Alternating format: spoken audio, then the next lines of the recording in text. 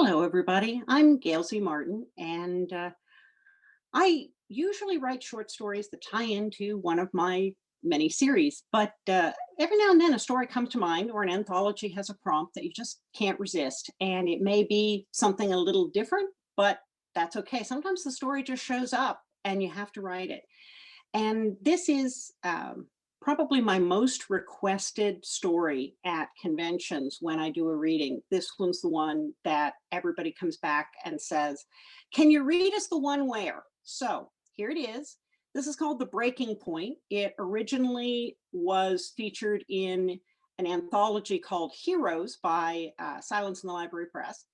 And it now exists online in a collection of three short stories called Unlikely Heroes for 99 cents on Kindle.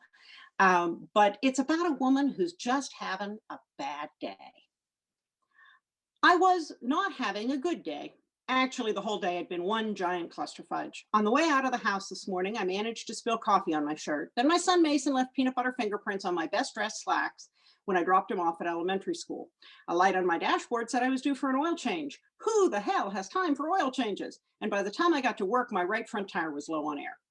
It got worse. My computer gave me the blue screen of death, and of course, I was on a project deadline.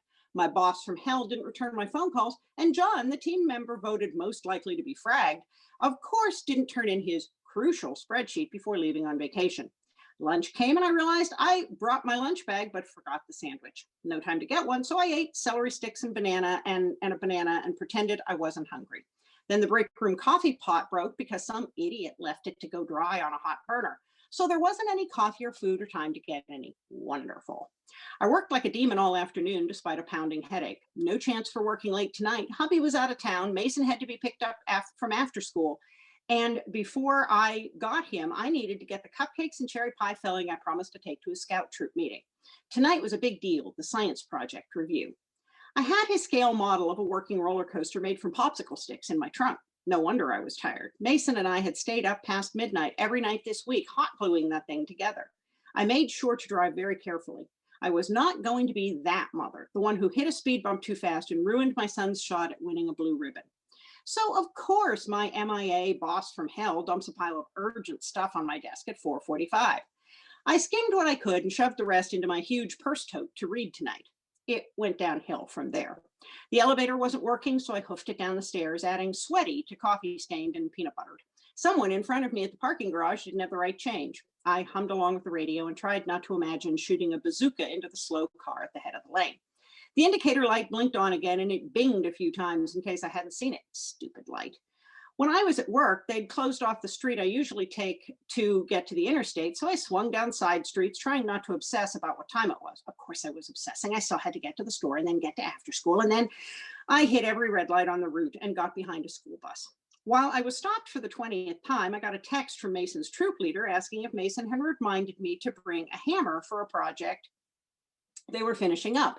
No, Mason hadn't said anything about a hammer, so I figured I'd see if I could get one when I stopped at the store. Then jackass in a Volvo cut me off so close his coexist sticker almost hit my bumper. Coexist my ass. Because of him, I missed my ramp and had to do a U-turn. I was running late. Normally, I could have called my husband to see if he could pitch in, but Jim was out of town on business. I tried to call my sister, who lives nearby, but my cell phone was down to 1% and died as I looked at it. Damn. I pushed the speed limit and made it through the next light just before it turned red. Someone honked. Same to you, fella. Last night's yoga class, with its deep breathing stress relief, seemed like it belonged in another life. I was losing karma points rapidly between cheating on the speed limit and wishing for asteroids to fall on pokey motorists. I glanced at the clock. No time to get to the Super Everything Mart where I usually shopped, but I was going to pass another Super Everything Mart on the way, and if I didn't have to backtrack, I just might be able to get what I needed for the scout meeting, pick up Mason without paying the dollar a minute if you're later than 6 p.m. after school fine, and still get to scouts on time. Yeah, that's me, saving the world before bedtime. Not. Stupid fall time change meant it was dark already. Damn, that just made it feel even later. When I parked at the Super Everything Mart, I remembered why I didn't usually shop at this particular store. It was one of the older stores, kind of hard used, and the neighborhood wasn't the best. I'd heard something about cars getting stolen from the parking lot, but I couldn't remember if that was recent or not. I tried to get a spot near a security light and held my big enough you could fit a pony in here purse close to me as I speed walked into the store.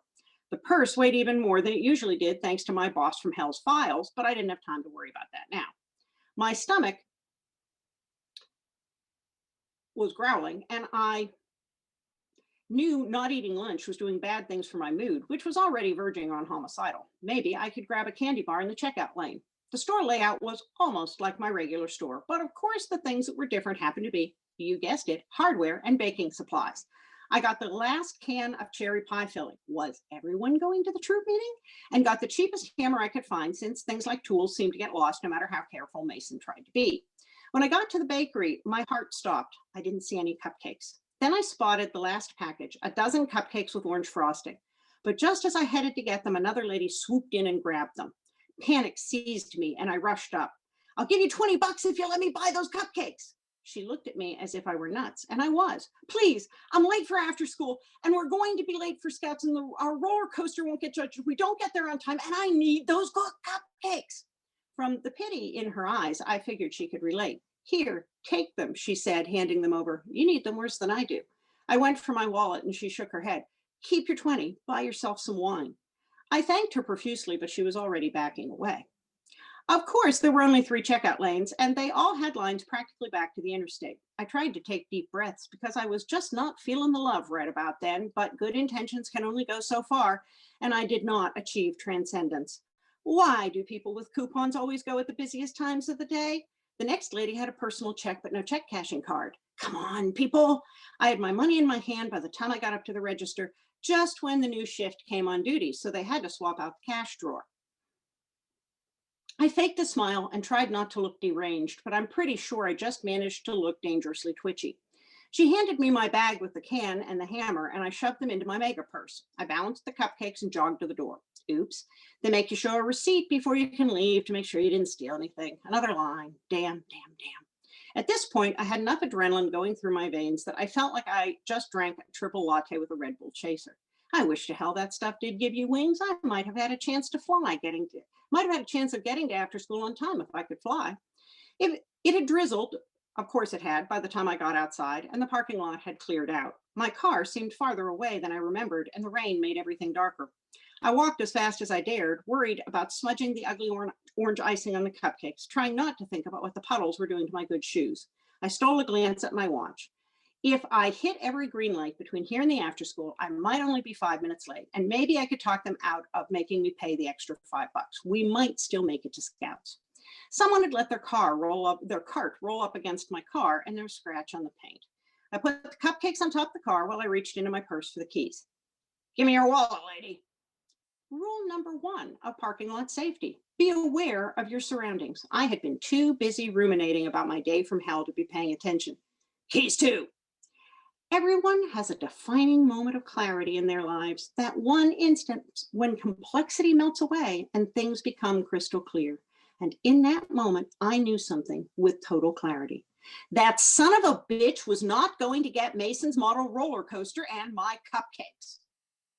I was mad as hell and I wasn't going to take it anymore. Something inside of me snapped. "Like hell," I muttered. My fight or flight lizard brain took over. Note to self, I am one mean lizard. I swung around hard, transferring all my momentum into my giant purse. On a regular day, that purse weighs enough to squash a chihuahua, and that's without a bunch of files, a can of pie filling, and a hammer. "You are not taking this car," I shouted at the top of my lungs as my bag clipped him on the side of the head. "I am not losing that roller coaster." And before he could react, I swung again and got him in the face. He staggered. "And you are not getting those cupcakes." I grabbed the shopping cart that had scratched my car, wheeled it around with a screech, and I drove that sucker right into his stomach and knocked him flat on his ass. I'm not normally a violent person, daydreams of traffic bazookas notwithstanding. I'd heard about people seeing red and thought it was a turn of phrase, but right then, standing in the rain, late for everything, lousy day and no sleep, this guy had picked a bad person to rob. Carjack guy seemed to realize that he had made a mistake. He scrambled to his feet and started backing away. "Geez, lady, get a grip." That was the wrong thing to say. I reached into my bag and grabbed the can of pie filling. As he started to run, I threw it as hard as I could. Did I mention I used to pitch softball in college? I nailed that son of a bitch right between the shoulder blades. He went down hard. By now, some of the other shoppers in the lot were paying attention. One lady was holding up her phone, videotaping. Two other ladies in tracksuits had sidled closer, and I noticed they each were clutching canned goods to lob. I remembered how angry shoppers on the news were about the parking lot thefts and figured carjack guy could find himself canned to death. I was soaking wet, standing there with a giant purse in one hand and my new hammer in the other, looking unhinged. Two police officers, one fat, one thin, came jogging up as carjack guy tried to get to his feet. "Just don't let her near me," carjack guy said as the cops got close. "Get me out of here." I noticed he had a black eye and a bloody nose. I must have gotten him canned side out with my purse. "He tried to steal that lady's car," one of the vegetable vigilantes yelled. "She nailed him good." For emphasis, she shook a can of green giant peas at the offender. "We saw it all." "I got it on my phone," the video lady said, coming up. "It's already on YouTube." Skinny cop looked at me. "Well, I'm late for after school and late for scouts, and he tried to steal my car with my son's science project and cupcakes, and I had a lousy day, and I hit him with my purse."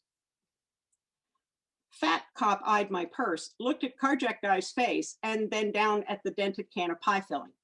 "And a can of cherry pie filling," I added suddenly. Both cops stared at the hammer I was still clutching, white knuckle. "I was afraid he might come back," I muttered. I had to tell the whole story again to the cops. It helped that one of the officers recognized carjack guy from the lockup and cuffed him right away. Guess he had a weakness for other people's vehicles. They took my name and license number and told me to come to the station to give my statement. "Can I please just pick up my son from after school and drop him off at Scouts? My neighbor's his scout leader. He can go to their house afterwards if I'm still at the station. Please, I've got his roller coaster and cupcakes." "You don't want to mess with her cupcakes," carjack guy offered. Skinny cop glared at him and walked him toward one of the police cars. "Gonna be tough going anywhere with that flat tire," fat cop said, looking at my car. Sure enough, the right front tire was flat. Maybe it was the look on my face or the fact that I was still clutching a hammer, but fat cop relented. "Where do you have to go, lady?" I told him. "That's on the way to the station. The other officer will take the perp in his car and I can drive you and your cupcakes to after school, and then you come down to the station with me. We'll get you a ride home from there." "Do I have to ride in the back?" I asked, afraid that this was all a ruse to get the crazy lady with the hammer into custody. "Not if you give me the hammer and your purse," fat cop said. "Deal." Mason was the last kid left at after school when we got there. I thought he would be mad because we were going to be late for scouts, but seeing me get out of the passenger seat of the police car got me some serious street cred, especially since I was carrying the cupcakes. "When you weren't on time and you hadn't called, we phoned your emergency contact," the receptionist told me primly. "Your sister should be here any minute." Alicia, my older sister, bustled in that very minute. "Oh my God, were you in a wreck?" she said, taking one look at me. I was dripping wet. My hair was in my face. My purse had been confiscated as evidence, and I was soaked enough that a puddle was forming underneath my ruined shoes. "Are you in trouble, Mommy?" Mason asked with big eyes. Officer Fat Cop handed the roller coaster to the receptionist. "Nope, your mom stopped a car thief. We think this guy stole 4 other cars and hurt some people. Your mom is a hero." Mason looked me over from head to toe. "Humph," he said, crossing his arms across his chest. "You don't even have a cape." Alicia promised to take Mason, the roller coaster, and the cupcakes to Scouts. The receptionist decided that given the circumstances, maybe she would skip the late fee this time. Officer Fat Cop brought me a blanket so I'd stop shivering. "Look, Mason, a cape." And we rode over to the station in silence.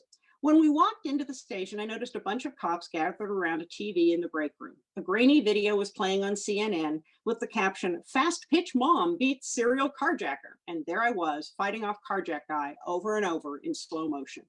"Here," Fat Cop said, bringing me a cup of coffee and, yes, a donut. "Eat something," he grinned. "You know, we've been after that guy for a month now, and you got him with a can of pie filling."